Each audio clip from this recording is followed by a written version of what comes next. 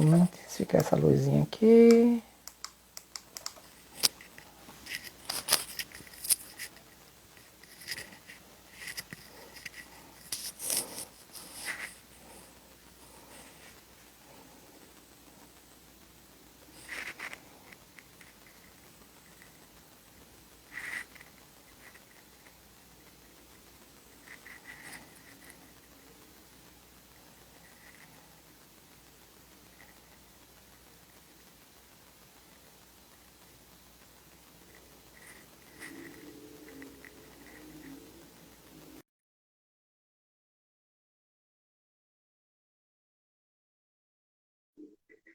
Foi?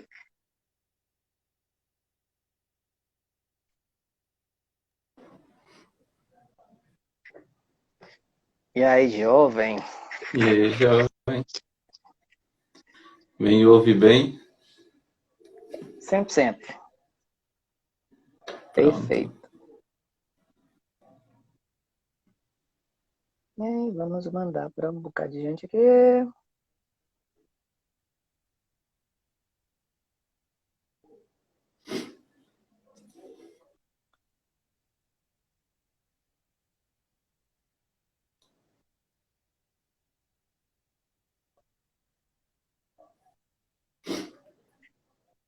Muito bem, muito bem, muito bem. Estela tá entrando Tudo bem. aqui.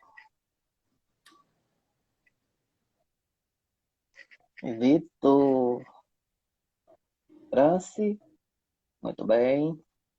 Paulo, boa noite, bem-vindo, galera. Né? Boa noite, pessoal que está entrando aí. Sejam muito bem-vindos.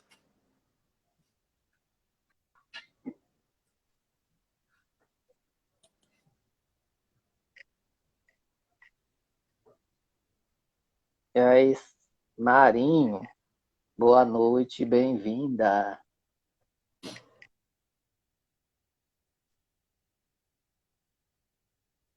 Estela, boa noite, bem-vinda. Helenice,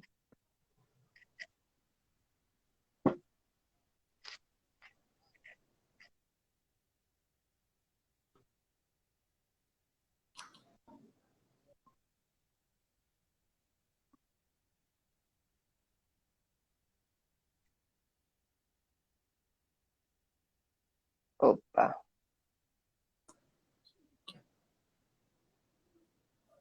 o cidadão é criativo, mas muito bem. Ivana, boa noite. E estamos aí, né? 8 horas. Vamos dar mais 2 minutinhos aqui para a gente Uhum. se achegando e conversar aí um pouco, jogar umas conversas aí no ar, né? Faça suas perguntas, fique à vontade para, né, dirigir pergunta para Silvano, para Rafael e vamos Né? que vamos. Vani Santos, bem-vinda.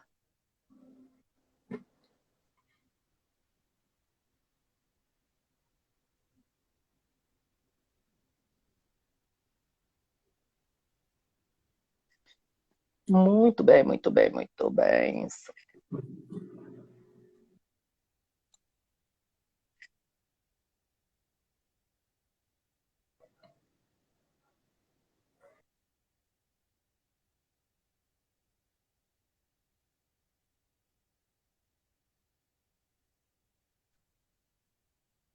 Priscila Miranda, bem-vinda, colega.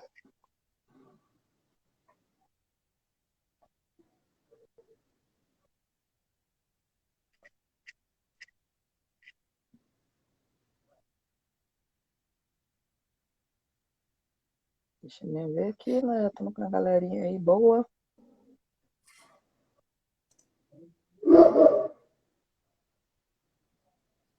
Quem é que tá por aqui também?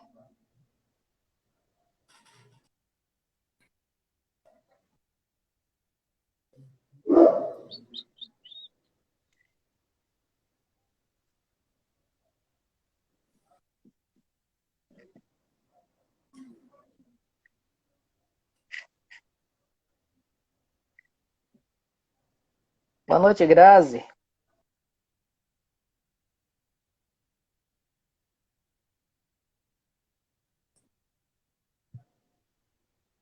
Alan, bem-vindo, boa noite.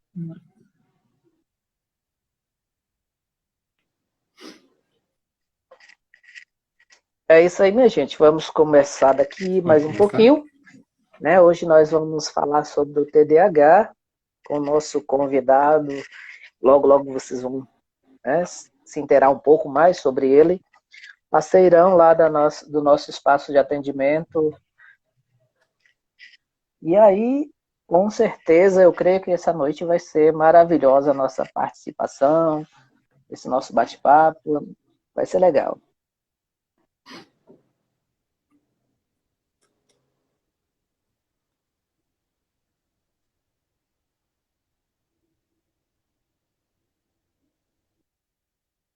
Aí, Rafael, conhecido aí. Ó, quem é? Ó, Dani, obrigado, Dani.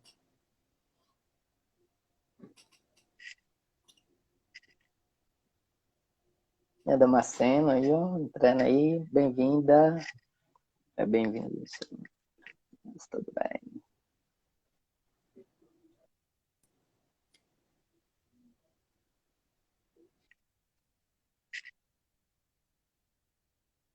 É isso aí, minha gente. Vamos nós, né? Começar a nossa conversa.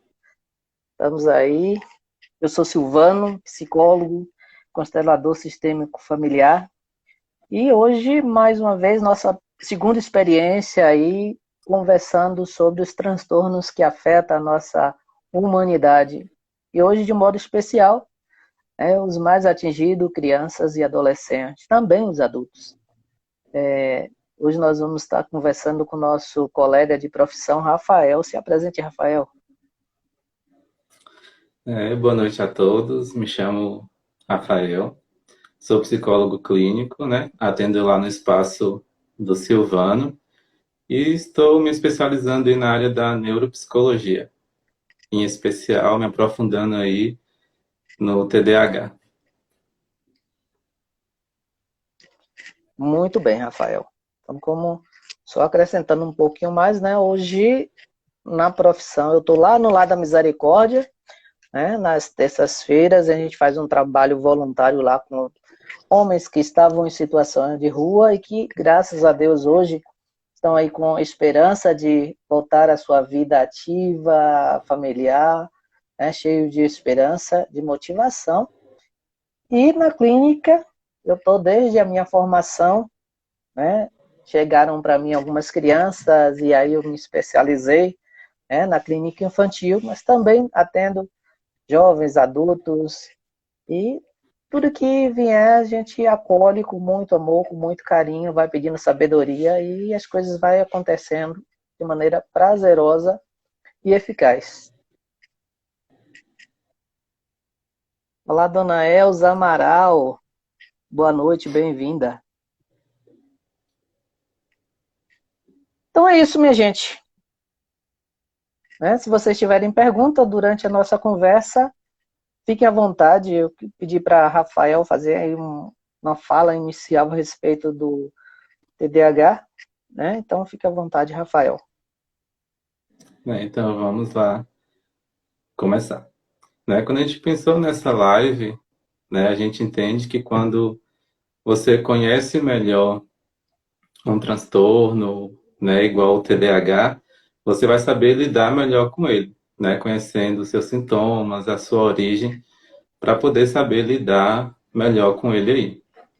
Né? Esse mês, dia 13 de julho, foi aí o dia da conscientização mundial do TDAH, né, trazendo à tona esse tema tão importante, que é, né, um dos transtornos que mais acomete crianças, né, em todo o mundo aí, quase 5% de toda a população mundial. Né? E o TDAH ele é um transtorno, né, do neurodesenvolvimento que acomete aí crianças e adolescentes, né, com sintomas de desatenção, hiperativa e impulsividade, e também pode acontecer os dois, que é o que a gente chama de combinado. onde a criança apresenta aí tanto a desatenção quanto a hiperatividade e impulsividade. Muito bem. Isso só para a gente dizer que, né, esse transtorno, na verdade, trata-se de um mau funcionamento dos neurotransmissores, né, da dopamina e da noradrenalina. Isso que vai afetar aí a criança e gera um mau funcionamento e causa sofrimento, né? Sofrimento para a criança, principalmente.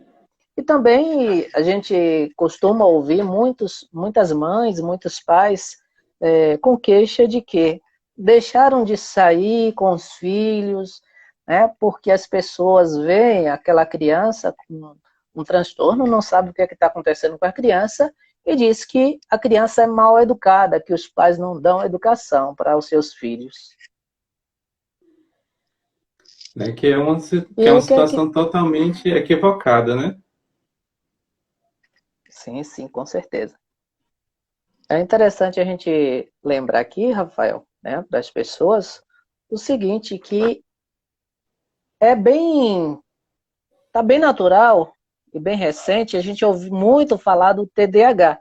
Principalmente, vamos voltar aí a 2 anos antes da pandemia, né, os professores, né, os educadores em si, uma grande queixa com as crianças hiperativas, e aí muitas das vezes, alguns, sem muita informação, já dizia, né? Essa criança tem TDAH, essa criança tem TDAH.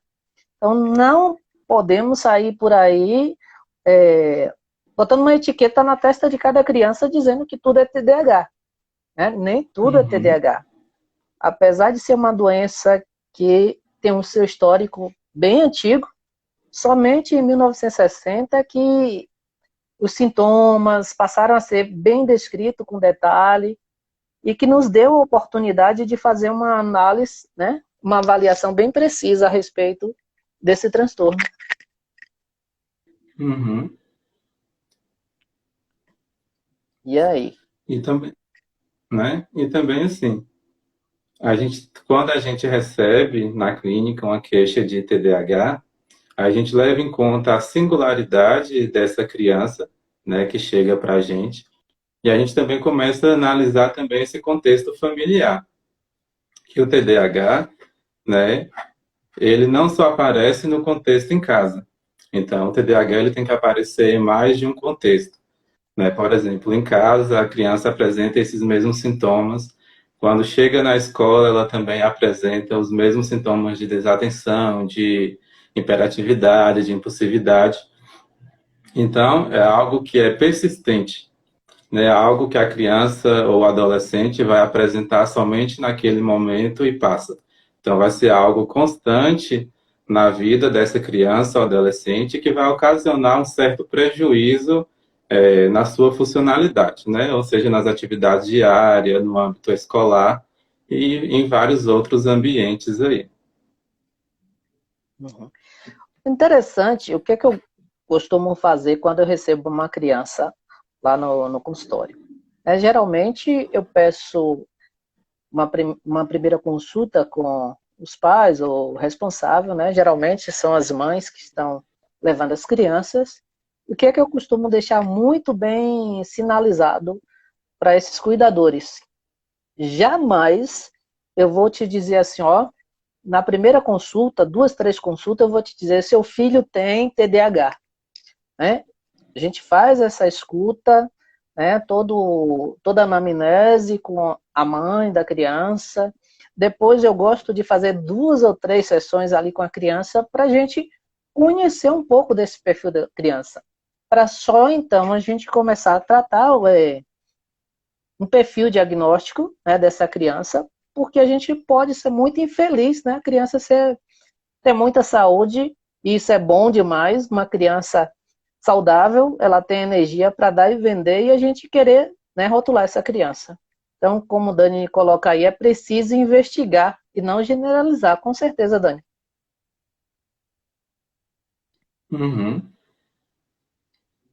Olha só, gente, uma coisa que é bem interessante, o TDAH, ele é um transtorno que geralmente a gente tem visto mais o diagnóstico em meninos. No entanto, acomete também meninas. Mas por que é que a gente só ouve falar meninos com TDAH? Geralmente é porque essa atenção para com as meninas é muito aquém, né? Fica muito a desejar. E ficando a desejar, as meninas geralmente passam despercebida. Então ela leva esse sofrimento para a vida adulta, né? E aí o que é de interessante a gente perceber também? O TDAH, ele começa lá na infância, ali por volta dos 4 anos em diante, né? Mas ele vai para a vida toda. E aí o que é que torna difícil saber que um adulto tem o TDAH? Primeiro, que com o passar do tempo, a hiperatividade vai diminuindo, né? A pessoa ela vai tomando consciência do espaço em que vive, né? Vai se adaptando e isso vai diminuindo. Mas aí a persistência da hiperatividade, ela está ali. A impulsividade, ela está ali. A desatenção, ela vai continuar. E isso vai afetar no desenvolvimento, na aprendizagem da pessoa, né? No empenho de uma profissão. Então, isso tudo vai estar aí, precisa um olhar bem cuidadoso, bem sensível para perceber essas coisas. Sim, e até a questão que, assim, tem hora que a gente percebe, pega alguns adultos, né, com queixa de impulsividade, de hiperatividade ou até mesmo de desatenção, e chegam perguntando se pode ser o TDAH.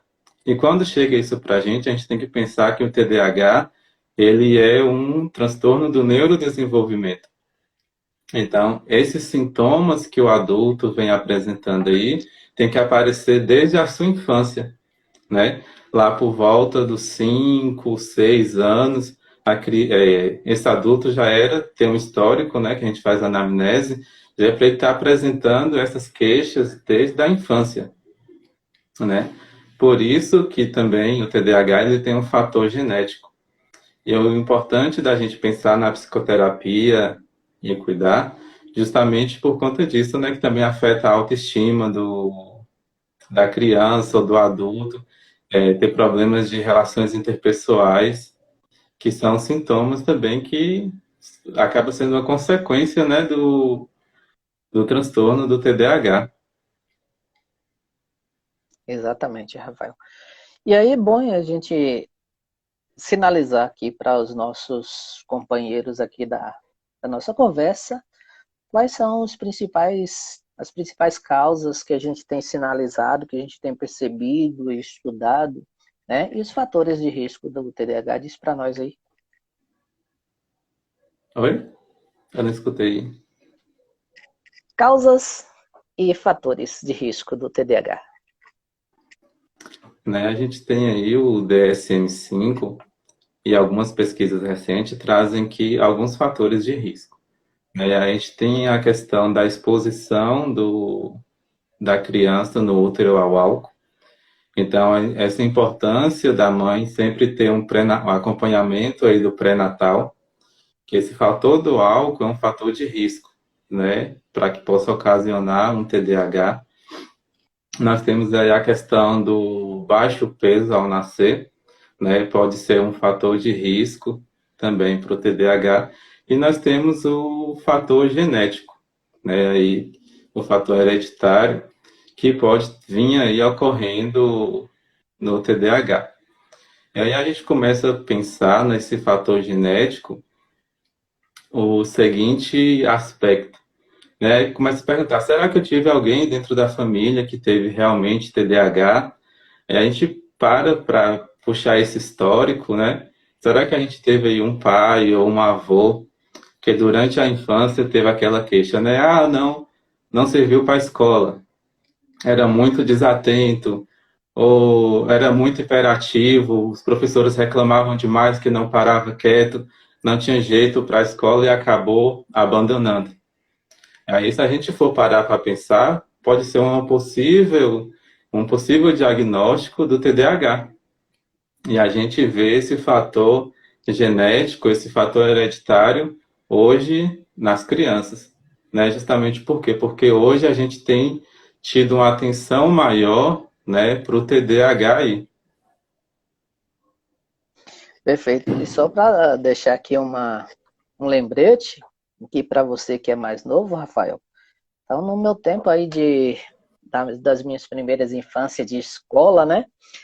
Como era que Uhum. a criança hiperativa era tratada na sala de aula?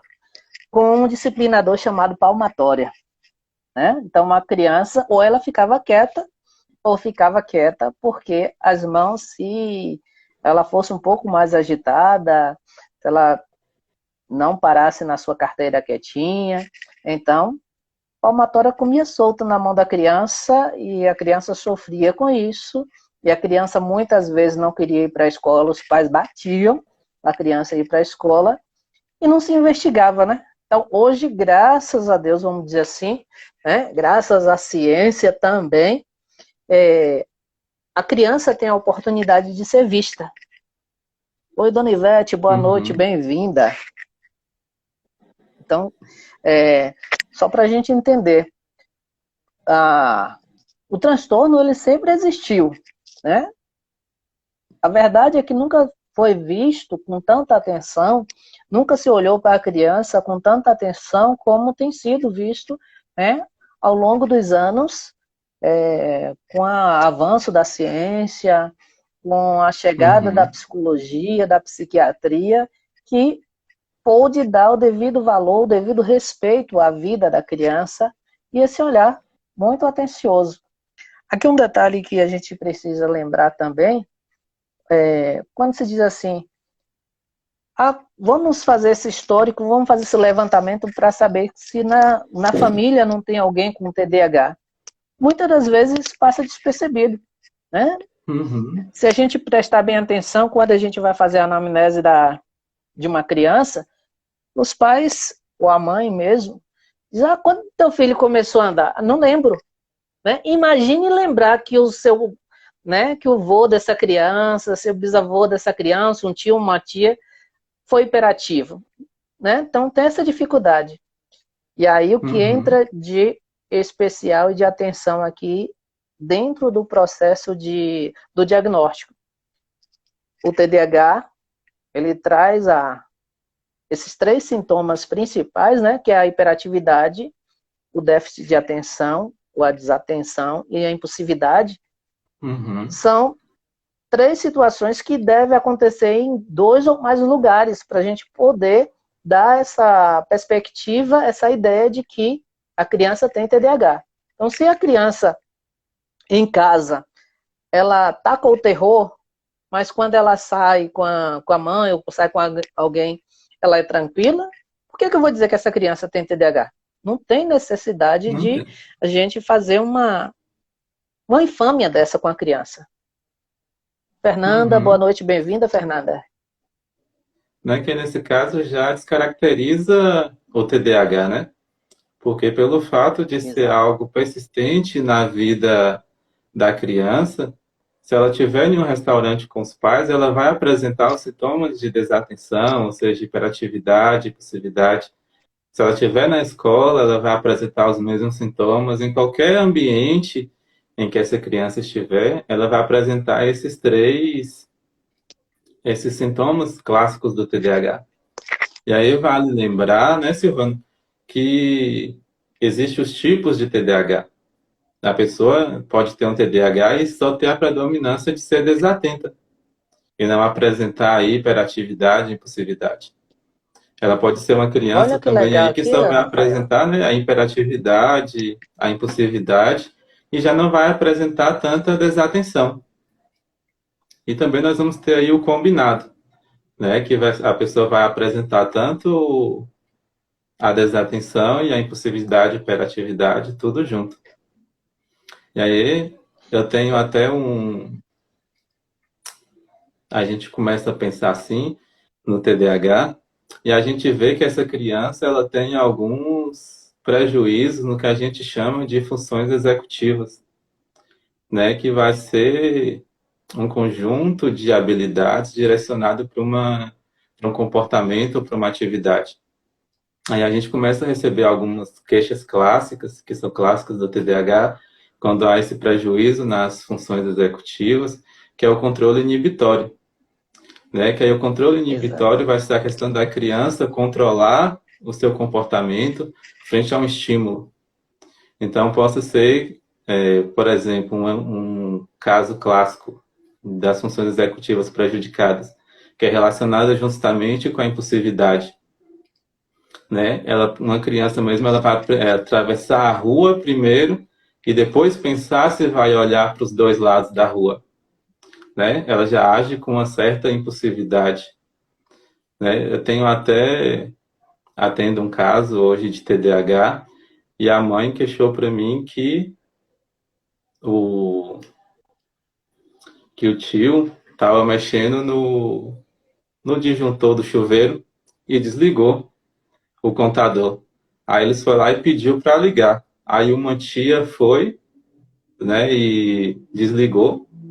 Aí o filho foi lá também para tentar ajudar, foi lá e ligou também. Então, tipo assim, a criança ela já age numa certa impulsividade. Ela não chegou a pensar, né, para ver se o contador estava ligado ou desligado. Então ela já foi lá, mexeu e já tentou ajudar com essa certa impulsividade que vem prejudicada nas funções executivas, né? Deixa eu Aí aproveitar e também abrir vem um leque outro aqui, Rafael. prejuízo. Oi? Abrir um leque aqui para dar um oi aqui e dizer ao pessoal aí, ó. Diz aí de onde vocês estão nos acompanhando. Aqui tem Linde Oliveira, Nailson Gil, que é lá de Jiquiriçá, né? Lá do Recôncavo Baiano, né? Minha irmã, meu cunhado aí acompanhando a gente também. É bom que a gente saiba de onde você está nos acompanhando para a gente perceber aí a importância de estar trazendo essas informações para vocês.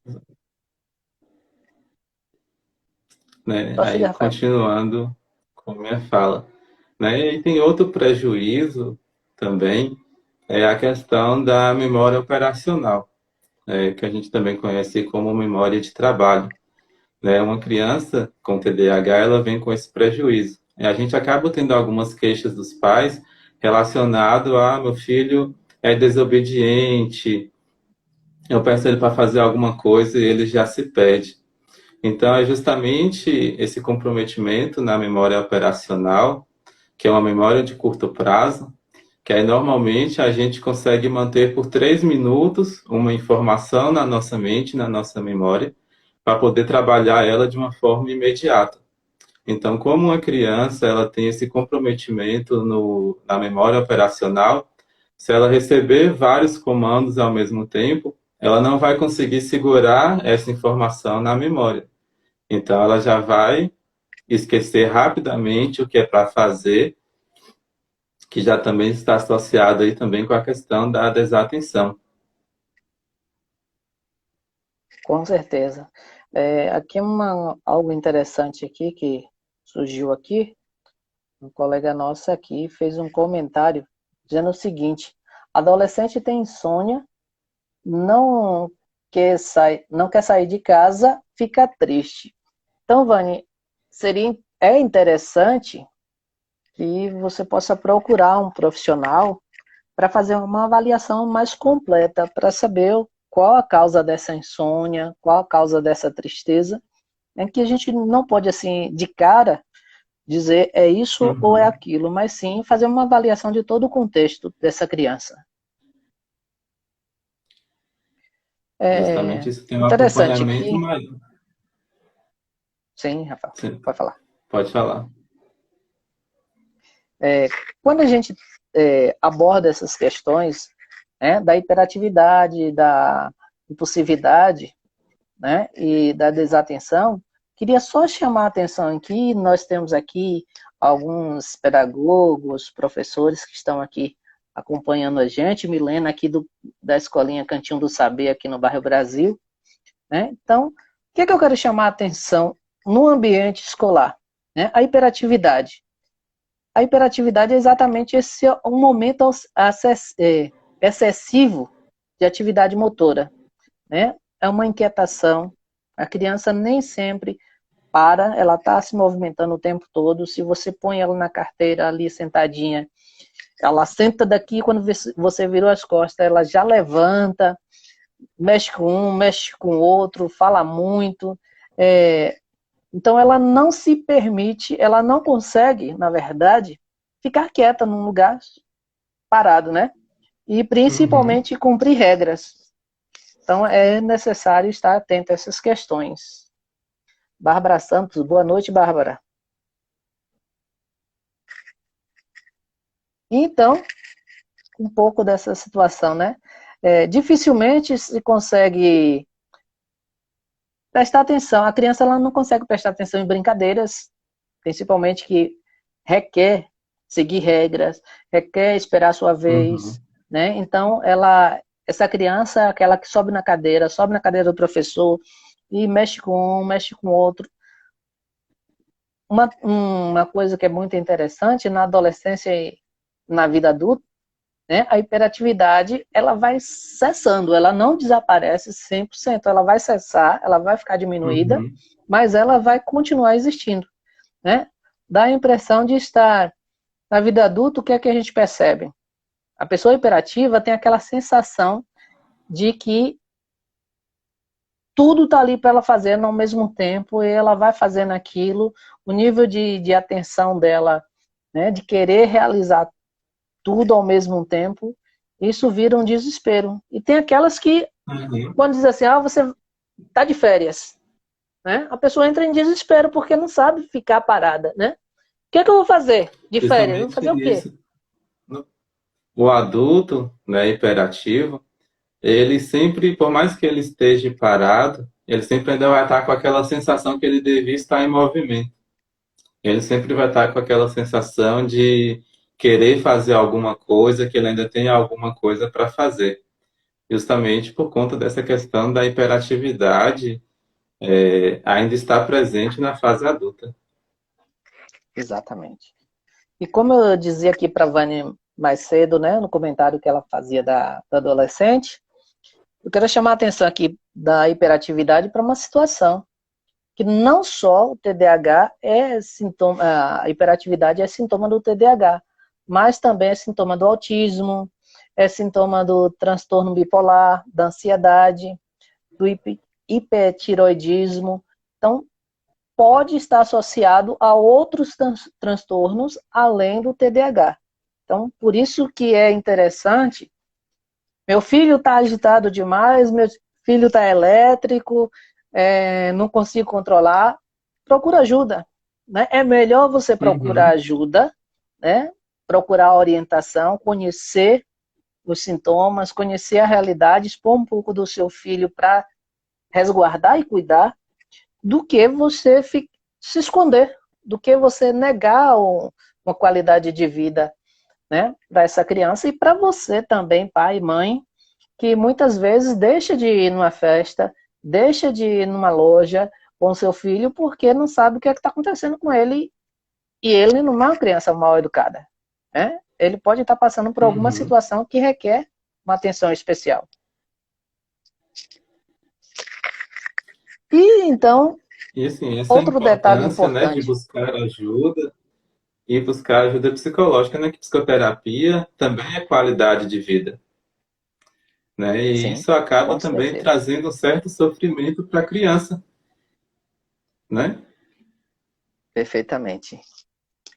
E aí vale lembrar, se o Vanegoto falou de ter vários outros sintomas do autismo e tal, a gente lembra que também é comum ter comorbidades, né? A gente tem o TDAH aí como diagnóstico principal e a criança também ter outro transtorno aí associado, né? É muito comum isso acontecer em crianças com TDAH. Não só com TDAH, né? Mas também com outros transtornos aí da saúde mental Uhum, infantil.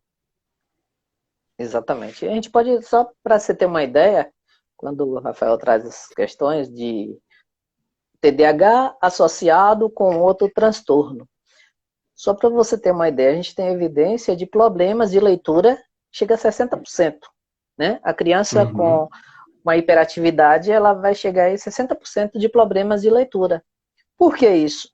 A criança com TDAH especificamente, ou com outro transtorno que a hiperatividade, ela é um dos sintomas mais elevados, o que é que acontece?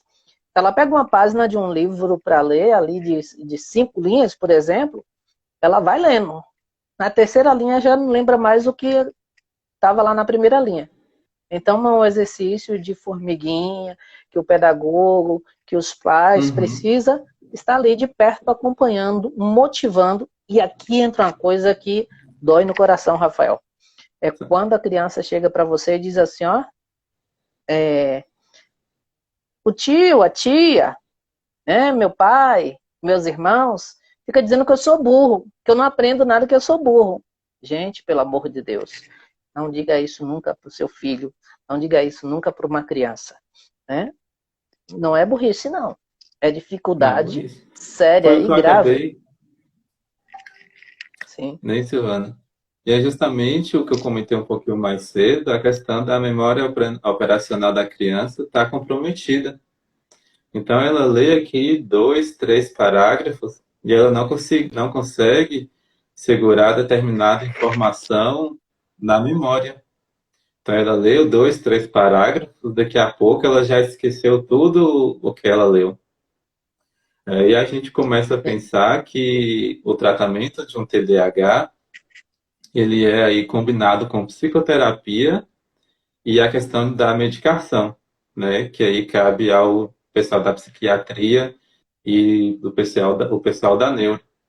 Porque quando ela toma uma medicação, que é um psicoestimulante, isso vai ajudar a criança na sua memória operacional.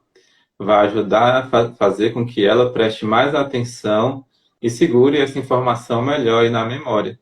Fora que também ajuda na questão da impulsividade, vai diminuir a impulsividade, vai diminuir a hiperatividade, né? Então, essa importância de procurar a ajuda da criança, né? Logo no início, fazer esse tratamento combinado, tanto psicoterapia quanto a questão farmacológica aí com o pessoal da psiquiatria. Interessante. Aqui, ó, Grazi está perguntando aqui, se o TDAH pode ser confundido com outro transtorno.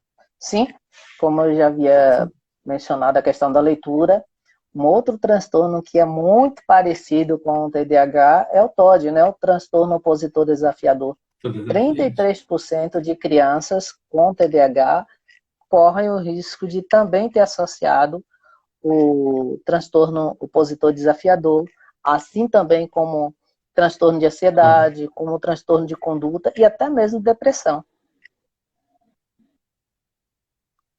Outra questão aqui que acho que o Rafael ele vai dar uma resposta bem interessante aqui para Milena. Milena pergunta: como lidar com os pais que não compreendem essa situação?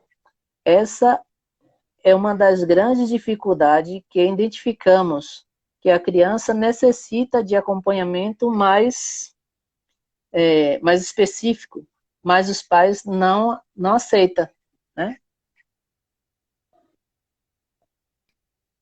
Não entendi E aí, o que é que tu não diz? entendi muito a pergunta, Silvano, que a internet cortou sua fala.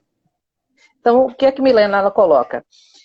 Como lidar com os pais quando, né, os professores, quando a coordenação da escola identifica que a criança tem a necessidade de um acompanhamento especializado, né, e os pais não acreditam, não aceitam essa indicação da escola.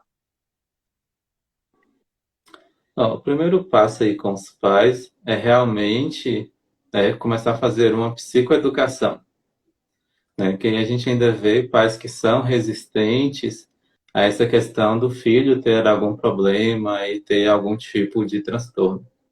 Então, isso aqui que a gente está fazendo agora mesmo é levando informação, né? Desmistificando essa questão do TDAH. Então, o primeiro passo aí com os pais é realmente começar com essa psicoeducação. Tentar explicar para ele o que é o TDAH, quais são os sintomas de uma criança com TDAH e tentar convencer os pais que a psicoterapia, buscar ajuda, vai ser o melhor para o filho dele, né? Vai trazer qualidade de vida, vai trazer autonomia para essa criança, né? Quando chegar aí na sua fase de adolescência e na fase adulta. né? Então a gente trabalha também com forma precoce, né? Então, se começar a identificar aos Exatamente. 5, 6 anos que a criança está muito desatenta, está hiperativa, está impulsiva, né? É bom pensar no filho, pensar na qualidade do seu filho neste momento.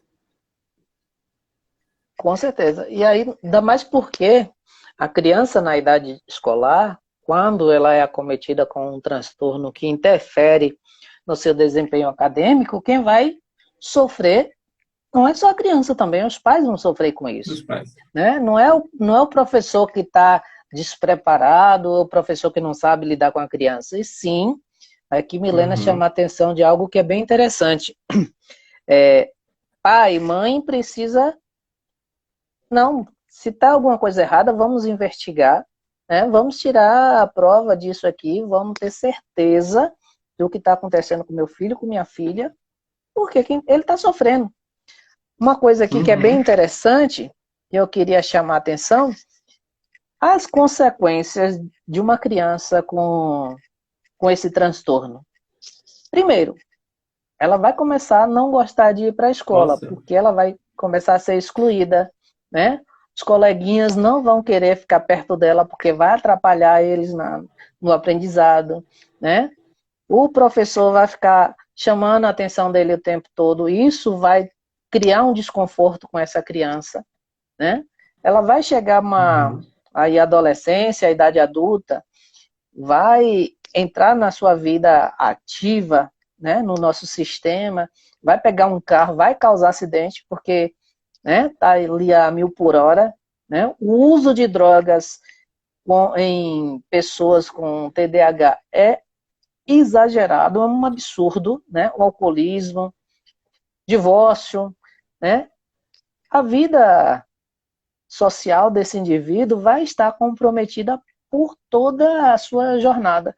Então, é uhum, preciso estar atento a isso. Outra situação aqui que Sueli ela coloca, minha filha ela faz uso de uma medicação para ajudar na concentração.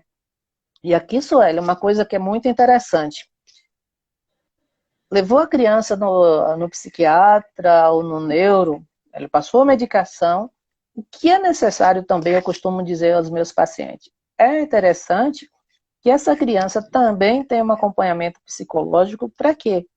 É ali que a criança vai aprender a dosar, né, o seu comportamento, né? Ela vai aprender como lidar com a sua impulsividade, né, com a sua agitação, sem ninguém estar reclamando com ela. Então ela aprende como viver bem, e quando ela aprende a viver bem, tem um neuropediatra que ele comenta o seguinte: a medicação que a criança toma é uma medicação que não é para a vida toda.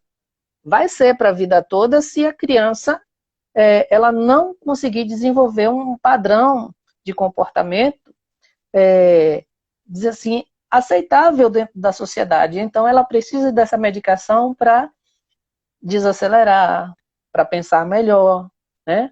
Para elaborar o que vai fazer, que pode ou o que não pode fazer. Então, o acompanhamento, a psicoterapia vai ajudar essa criança a compreender isso.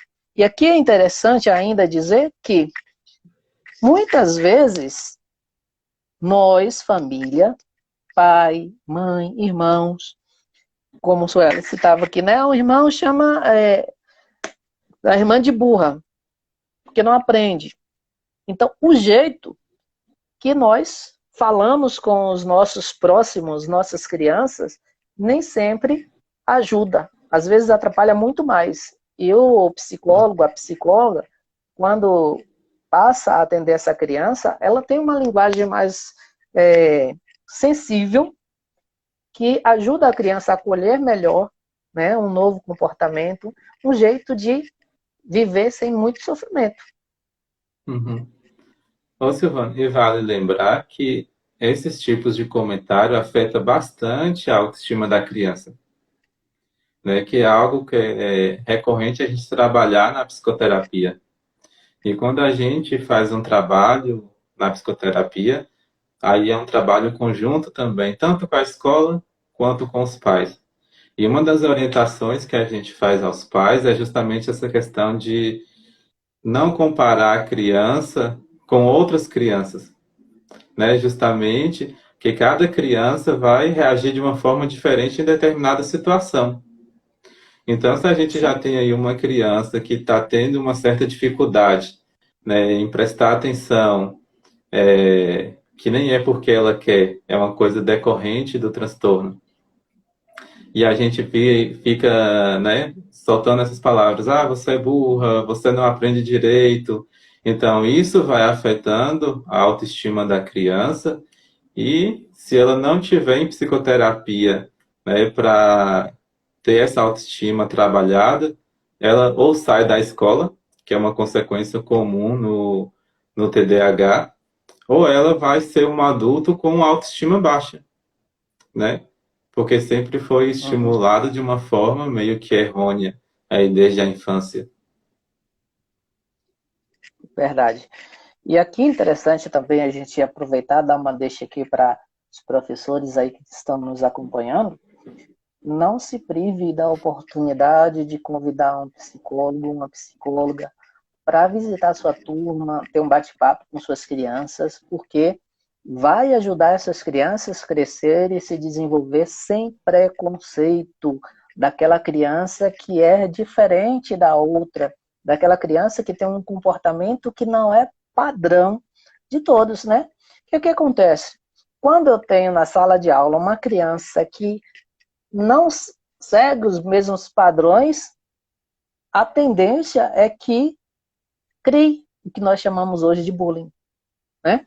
Então, para evitar que essa criança seja de alguma maneira sobrecarregada com sofrimento, com críticas, com piadinhas, então chama um profissional, pede para conversar um pouquinho sobre a questão, fala para o profissional qual é o problema que você está enfrentando, né, na escola, e esse psicólogo ele vai fazer uma palestrinha ali bem delicada, bem sutil, com aquelas crianças, né, acessível ao entendimento da criança, e essa criança que antes era excluída, ela vai ser muito bem acolhida, ela vai ser compreendida, e isso vai fazer todo um diferencial para você, professor.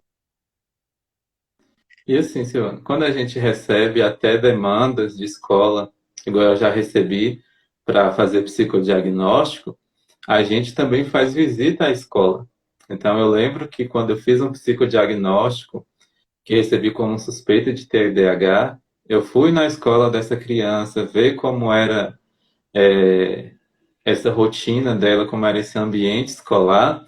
E aí a gente chega lá e a gente recebe algumas queixas dos professores, comumente, quando eu recebi dessa criança, que ela sentava já um pouquinho no fundo e ela sempre ficava com a canetinha batendo.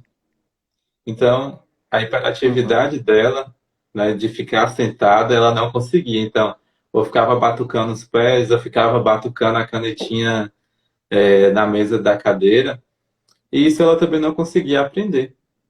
Ou até mesmo na hora da prova, começava a ficar no tac-tac da caneta, batendo. E aí a professora pediu quais orientações a gente podia trabalhar com essa criança. Aí as orientações para uma criança com TDAH na escola é justamente sempre deixar ela na primeira fileira, né, na primeira cadeira, e sempre que fazer prova, essa criança ela não deve fazer a prova juntamente com a turma, porque o tempo dela vai ser diferente para fazer a prova, justamente pela falta de atenção. Né? Uma criança com TDAH, ela não consegue manter sua atenção ali por muito tempo em uma atividade. Então, quando ela começa, a atividade já vai aparecer, já vai começar a ficar chata, já vai começar a ficar monótona. Então, o indicado é quando tiver prova, tentar trazer a criança para um ambiente silencioso, sem distrator nenhum ali, para que ela consiga fazer uma atividade também mais calma. Então, duas orientações para quem seja professor, que esteja nos ouvindo, é justamente isso, né? Traga a criança que tem TDAH para a fileira da frente e sempre que for fazer prova, né, tente fazer ela fora desse mesmo ambiente com outras crianças, né? Dar um tempo maior para que ela faça a prova que vai ser necessário aí também, né? Que o Com tempo dela, certeza. vamos dizer, uma turma, né, que faz uma prova em 30 minutos, em uma hora, ela vai gastar muito mais tempo para fazer essa atividade. Aqui é um comentário, aqui uma pergunta de Gil, lá de Jiquiriçá. Ele pergunta, cunhado, me explica aí, quando uma pessoa tem diabetes emocional, dá sono de dia e de noite tem insônia? Gil, eu vou te dizer isso com um pouco de experiência pessoal, né? Sou diabético emocional também, então, apesar de que, né, faz parte da nossa dinâmica aqui, ó, trazer orientação, a diabetes emocional, ela vai impulsionar a ansiedade. A ansiedade, por sua vez, ela vai interferir na dinâmica do sono. Então, muito provavelmente, né? Mas aí eu volto a repetir, que é preciso fazer uma avaliação, né, para entender outras questões que essa pessoa venha a ter, né, para auxiliar aí nessa dinâmica e na avaliação mais apropriada. E o que mais nós temos por aí? Acho que temos mais questões, verdade? Muito bem. Então, seguindo aqui o nosso roteirinho aí da nossa conversa, eu queria chamar a atenção aqui para a questão do diagnóstico. Rafael, especialista aí na questão do psicodiagnóstico, poderia dar uma colherzinha de chá aí para nós a respeito desse assunto, né? E aí a gente vai Não entendi. completando aí. Curta. Oi? Fala um pouco do psicodiagnóstico aqui para os nossos companheiros e companheiras. Ah, sim. Né, então, o psicodiagnóstico, ele é um diagnóstico psicológico, né? Então, nesse diagnóstico a gente vai buscar, né, um diagnóstico, mas nem sempre só isso, né? Cunha, que é um autor do psicodiagnóstico, ele fala que a gente vai buscar identificar forças e fraquezas no funcionamento psicológico do indivíduo. Então, quando a gente faz um psicodiagnóstico, ou até mesmo uma avaliação neuropsicológica de uma criança com TDAH, com suspeita de TDAH, a gente nem sempre vai buscar ali somente o diagnóstico, né? A gente também vai buscar as forças e fraquezas dessa criança, né? Que aí a gente vai potencializar aí as forças da criança, aquilo que está preservado. E em questão de fraqueza, a gente vai trabalhar isso em psicoterapia. Aí vale lembrar que a gente também não trabalha de uma forma isolada, né?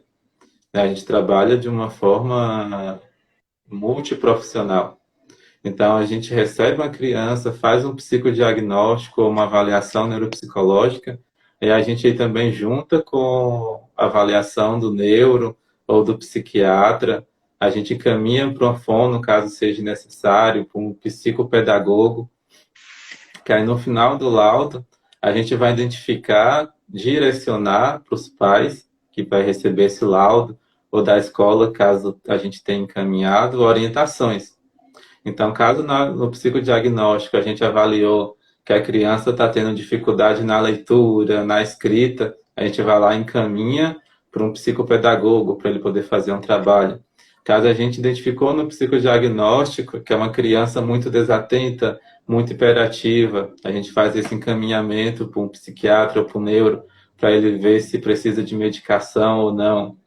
Aí no psicodiagnóstico a gente identifique a criança com problema de leitura ali também, na fala, a gente vai lá e encaminha para o neuro.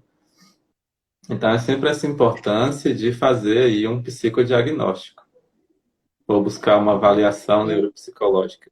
Porque a gente também, quando faz uma avaliação neuropsicológica, a gente avalia todas as funções cognitivas da criança. Então, a gente vai avaliar a personalidade, a gente avalia a atenção, avalia a inteligência, avalia funções executivas, que foi o que eu falei um pouquinho mais cedo, né? Avalia memória, avalia raciocínio, leitura e por aí vai. Exato. Cabe lembrar aqui também, Rafael, né, para as pessoas que pode chegar a perguntar, tem algum tipo de exame que pode fazer no laboratório para saber que a criança tem o TDAH? Né? Então, a verdade é que não, né? Não existe um exame de sangue, uma ressonância magnética, né? Uma tomografia, coisa dessa natureza, que vai detectar o TDAH. Uhum, E sim, como o Rafael disse, a partir dessa avaliação, a partir dessa coleta de dados, do histórico dessa pessoa, né, desde a infância até o momento em que essa pessoa chega para o profissional, isso aí vai sendo avaliado passo a passo, o que acontece na vida dessa criança em casa, o que acontece na escola, em outros ambientes, e esse conjunto de informações é que vai confeccionar, sim, o histórico diagnóstico dessa criança, né, os sintomas que essa criança apresenta, para então uhum. tecer um diagnóstico. O William aqui, da comunidade Nossa Senhora da Saúde, bem-vindo, William. Sueli, ela comenta aqui também que o TDAH gera insegurança, timidez, tristeza. Com certeza, Sueli. Imagine uma criança no meio de outras crianças ali e que ela tem dificuldade de aprendizado, né? Aquela criança que está em sala de aula e que o professor pede para ela sentar o tempo todo, né? Está chamando a atenção. Ou, infelizmente, a gente não pode negar que tem também alguns educadores que um pouco menos de paciência e quer tirar a criança da sala e manda para a secretaria e manda para a coordenação. Como que fica essa criança diante de toda a situação, diante dos Uhum. colegas? Ela vai sentir insegurança, ela vai ficar triste, a timidez vai fazer parte dela, né? E aí vai instalar aquilo que a gente chama de uma alta baixa estima, que vai acabar com a vida dessa criança, desse adulto também. E aqui o detalhe que é interessante a gente frisar também, né? Conflitos familiares, briga de pais ali em pé de separação, alcoolismo na família, pode causar sintomas parecidos com TDAH. Né? A criança, por exemplo, que vive num ambiente onde há uso de substância psicoativa, de álcool, de outras drogas, e tem na família um eterno conflito, uma situação bem desagradável, essa criança ela vai manifestar, né, sintomas como a hiperatividade, a impulsividade, a agressividade, por conta de quê? Aquilo não é um ambiente saudável para ela. É uma outra situação, uma criança que tem audição diminuída ou visão, né, que não foi diagnosticada, então ela tem problema de visão ou de audição, isso vai trazer inquietude para essa criança e também vai dar a impressão de que isso é TDAH. Por isso que é preciso, né, que essa criança seja encaminhada para um psiquiatra ou, né, um psicólogo para ter essa precisão diagnóstica. E aí nós partimos agora para a questão, falar um pouquinho sobre a questão de tratamento do TDAH.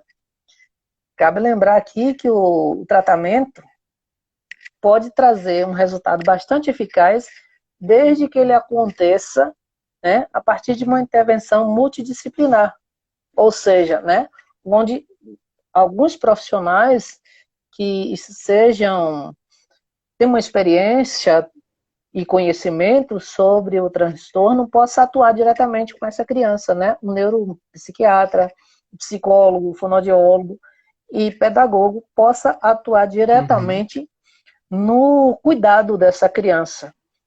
E, mais ainda, quando há necessidade de uma medicação, né? A terapêutica farmacológica, ela vai ajudar, como o Sueli tinha citado inicialmente, né? Nessa questão de aumentar a concentração da criança, né? Poder ajudar a criança a relaxar um pouco mais, poder elaborar mais o seu raciocínio, né? E aí também a psicoterapia, a terapia social, treinamento de pais e professores, como o Rafael já citou inicialmente, né? Que não é só quando se trata da terapia com criança, a criança chega para a gente com determinado transtorno, determinado sofrimento, o que é que a gente faz? Além de cuidar da criança, a gente precisa também cuidar dos pais, né? Ensinar os pais Só Silvano. conhecer o transtorno, sim. E aí, Oi. cabe ressaltar aqui também a questão da necessidade dos pais também fazerem psicoterapia, né? Porque Sim, realmente o TDAH, dependendo do comprometimento da criança aí, realmente vai mexer com a paciência dos pais, né? Vai tirar aí eles um pouquinho do sério. Então, também é essa necessidade dos pais também fazerem psicoterapia, até mesmo como questão de autocuidado e também saber lidar melhor com essa questão do TDAH dos filhos. verdade. E pais e também os educadores, né? É interessante a Uhum, gente pensar nessas pessoas, nesses agentes, dentro do processo também, porque não adianta só a gente cuidar da criança e em casa os pais não saber como lidar com essa criança. Né? É difícil a gente trabalhar com a criança, fazer a terapia com a criança passa ali no consultório 50 minutos com a gente consegue elaborar uma caminhada com essa criança, mas aí em casa, os pais que já estão ali, né, sobrecarregado, cansado, correria, trabalho, emprego, desemprego, aquela confusão toda do dia a dia, como uhum. lidar com essa criança hiperativa, essa criança impulsiva, né, essa criança que não retém informação por muito tempo? Também o professor, né? Pense aí, professor que mal pago, né? Que não tem uma formação continuada, porque não tem condição de arcar com uma formação continuada. Então, tem que se virar nos Uhum. 30 ali, com seus 45 alunos, né? E ainda dá conta desse um ou dessa uma que vale por mais 45. Começa Então, 45. né? Então precisa sim, pais, precisa o professor receber esse acompanhamento e é importante, né? Para a sua qualidade de vida também. Isso, justamente. Tem surgiu, pode falar, surgiu aqui um comentário, eu vou ler e trago para a gente. O Silvano, e quando uma criança recebe uma correção dos pais, já começa a chorar, até mesmo na escola, que é. Peraí, deixa eu. Embolou tudo aqui. Até mesmo na escola. Opa, deixa eu achar aqui que eu perdi o comentário que Lindy fez, mas é que o cidadão aqui é melhor com o psicológico do ser humano do que com as tecnologias. Né? Então, até mesmo na escola, isso já é uma ansiedade. Depende muito, Lindy. Pode ser que sim, pode ser que não. Como eu venho dizendo sempre, é preciso uma investigação mais aprofundada, mais delicada a respeito dessa questão. Não sei se Rafael concorda comigo que acrescentar algo a esse respeito. Concordo, sim. É sempre levar a individualidade também de cada família, de cada indivíduo. Então, aí a gente precisa de uma investigação bem maior do que por um simples dado, né? Chegar e afirmar se é sim ou se não. Muito bem. Olha a Mai Lopes aqui, ó, colega da psicologia, nossa turma aí de formação. Bem-vinda, Mai. Obrigada por nos estar prestigiando aí. Que bom ter vocês por aqui. E o que mais que a gente pode falar, né? Seria interessante agora a gente trazer algumas dicas, né, de como lidar com essa situação, uma vez que nosso tema foi exatamente esse, né? Conhecer mais para lidar melhor.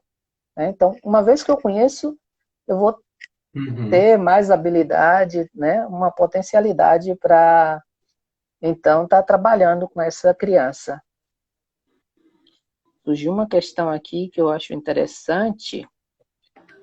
O uso excessivo de celular também causa muitos problemas, sem dúvida, minha querida, né?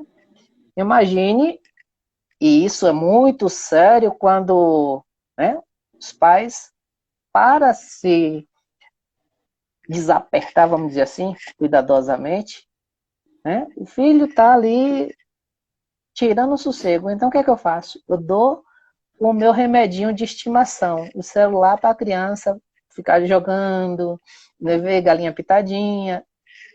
A tecnologia é bom para a criança, né?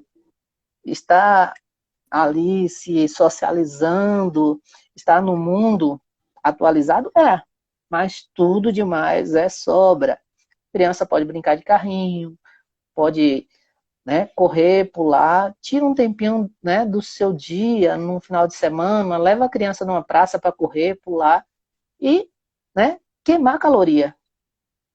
Helena, excelente Justamente isso, live. fora Sugiro que, que tenha mais. Silvano, Sim, fora que pesquisa tem trazido muitos malefícios de criança frente à tela, né?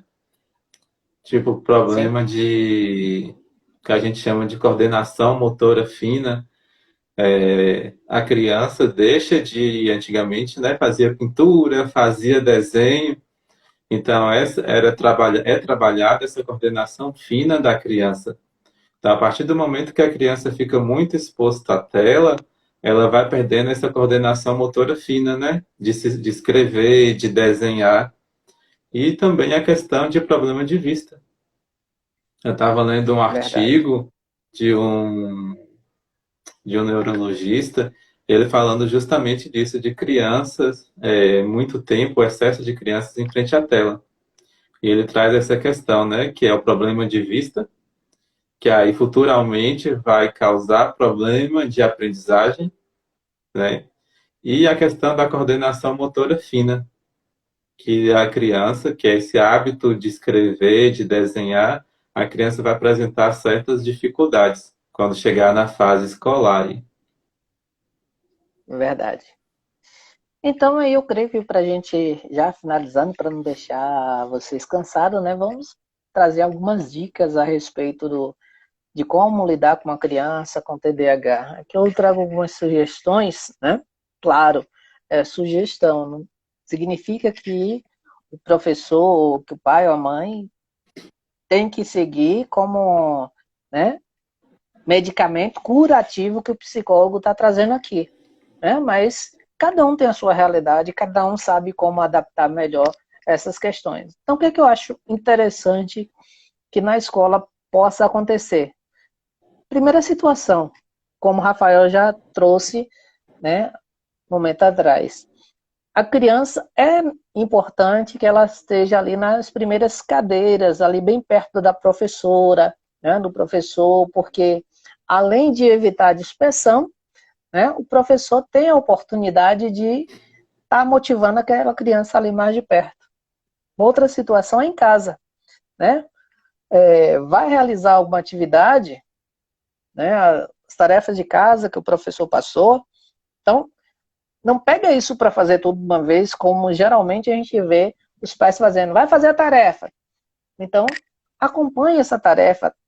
O professor passou 6 questões, faz 3, dá uma relaxadinha, brinca um pouquinho com essa criança, faz uma cosquinha, faz uma coisa para a criança se desestressar e volta, faz o restante, né?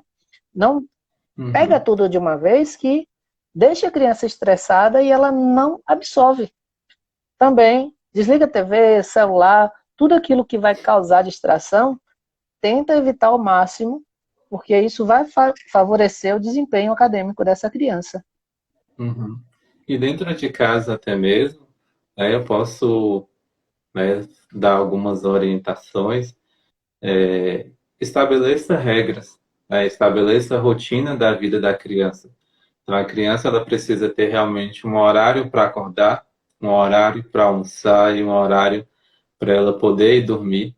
Então, a criança com TDAH, ela realmente precisa de rotina diária, né?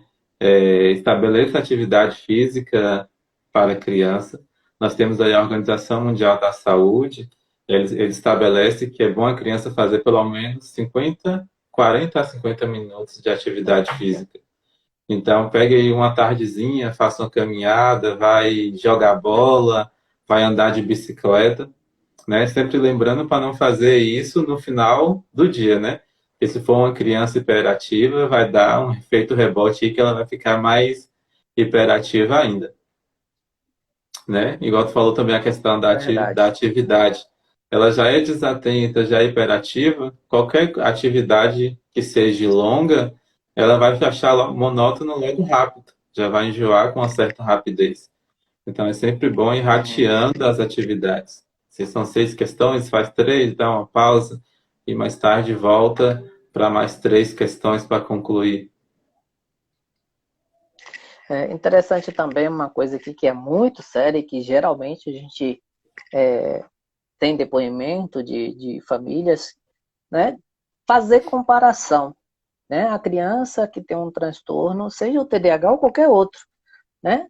Uhum, Criança não nasceu para ser comparada com ninguém, né? Não é um quadro do Portinari que você vai comparar com o Leonardo da Vinci, nada disso. Cada criança, cada indivíduo é um ser único. Então, ao invés de você estar comparando, é porque seu primo, sua prima é assim, você é assado, não. Cada um é cada um, não tem esse uhum. negócio de ninguém ser igual a ninguém. Outra situação Isso, também é né? incentivar. Ao invés de você estar chamando a criança, você não aprende, você é burro, não sei o quê, incentive, elogia, parabenize, né? Mostra essa criança que ela é amada. Eu creio, gosto de dizer para os meus pais de pacientes, das minhas crianças, melhor remédio para qualquer tratamento, primeiro, amar. Né? Ame Uhum. profundamente e indistintamente sua criança. Então, eu creio que acho que demos conta um pouco daquilo que a gente se propôs, né, Rafael? Né? E Isso. caso alguém tenha alguma dúvida, pode nos acessar aí pelo WhatsApp, Instagram, Facebook, né? Estamos à disposição para tirar alguma dúvida, para Qualquer poder dúvida, colaborar com a qualidade de vida da sua criança e da sua família também. né? Estamos sempre acessíveis, né, Silvano? Só mandar um direct, chamar no WhatsApp, que a gente pode estar contribuindo no que for possível e ajudando aí. Exatamente. Então, meus amores que nos acompanharam nesse momento maravilhoso, né? Foi muito bom partilhar um pouco do que nós bebemos no nosso dia a dia, na nossa profissão com vocês. Agradeço cada uma. Né? Agradeço, Rafael, ter aceito o convite para estar conosco nessa Eu que noite. agradeço. E outras vezes nós vamos estar junto, Rafael. Foi um prazer imenso trabalhar com você aqui e é um prazer imenso trabalhar com você na clínica. Valeu. Vai ter mais, Milena, com certeza, né? A gente só está começando. Tá Eu dizia, começando. Rafael, no outro momento, quando a gente estava preparando a situação, eu disse, eu tinha um medo tremendo de fazer live, mas depois da primeira é melhor do que bolo de chocolate, né? E aí Hoje a gente vai eu que fazer a minha mais com primeira certeza. live foi. Aham. Eu mesmo não vou mentir, eu fiquei um pouquinho Obrigada, ansioso para minha Fernanda. primeira live. Mas foi show, obrigada. Valeu. Então é isso aí, minha gente. Um cheiro no coração de cada um de vocês. Pessoal do lado da misericórdia aí nos acompanhando. Um cheiro no coração de todo mundo aí. Obrigado pela companhia e Aí, até muito a obrigado próxima. pela presença de vocês. Boa noite. Boa noite, gente. Tchau. Tchau.